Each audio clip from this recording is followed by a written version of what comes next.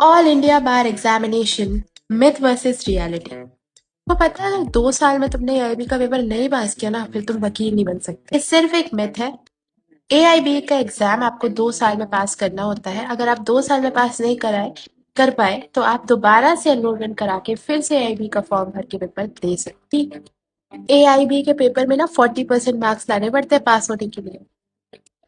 ये भी आधा सच है, क्योंकि 45% मार्क्स लाने पड़ते हैं जनरल और ओबीसी कैटेगरी को, और 40% मार्क्स लाने पड़ते हैं एससी एसटी या फिर डिसेबल्ड कैंडिडेट को।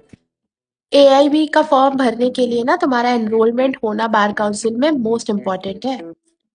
ये भी एक मिथ है, क्योंकि लास्ट ईयर से ही सुप्रीम कोर्ट ने कह दिया है कि अगर आप अपने एलएलबी के फाइनल सेमेस्टर में हो, जैसे 10th में या फिर 6th में या फिर फाइनल ईयर के आखिरी पार्ट में, तो आप एक अंडरटेकिंग भर के एआईबी का फॉर्म भर सकते हो। इस एग्जाम में ना नेगेटिव मार्किंग होती है। इस एग्जाम में कोई नेगेटिव मार्किंग नहीं होती। 100 मार्क्स का पेपर होता है, 1 mark each for each question, और 3 घंटे का समय होता है हर क्वेश्चन का आंसर देने के लिए।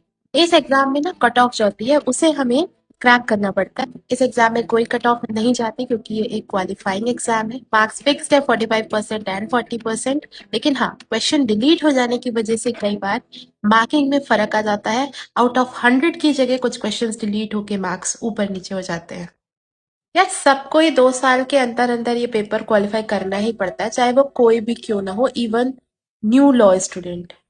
नहीं, इसमें भी एक चेंज है, क्योंकि 2022 या उससे बाद के पास आउट लॉ स्टूडेंट्स के लिए 1 ईयर का एडिशनल रिलैक्सेशन दे दिया जा रहा है इस 2 ईयर के टाइम पीरियड में। यानी उनके लिए अब 3 साल का समय है एआईबी के एग्जाम को क्रैक करने के लिए। एआईबी तो ओपन बुक एग्जाम है, तुम्हें अपनी सारी बुक्स और सारे नोट्स लेके जाओ।